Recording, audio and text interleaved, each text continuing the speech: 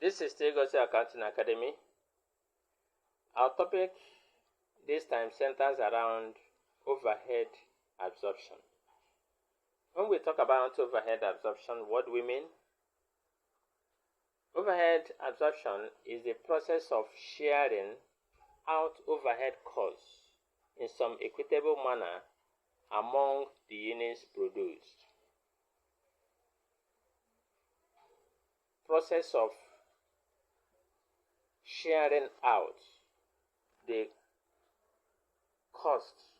overhead cost over units produced. The main aim of overhead absorption is to make sure that the costs of overhead are actually taken into the units produced.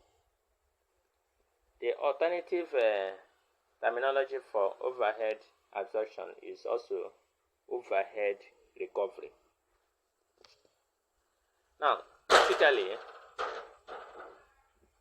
an overhead absorption rate is calculated using some of the bases we are going to look at now. Let's take some examples of these bases. Labor hours is one of the bases that can be used. Direct wages is also another. Machine hours is also another. Then units produced is also another.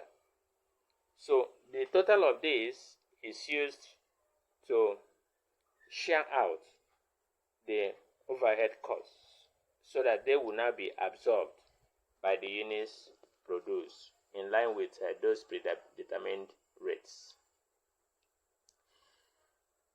We want to know that the main aim of overhead absorption and whatever computations we are doing around it is just to make sure that the total cost of a product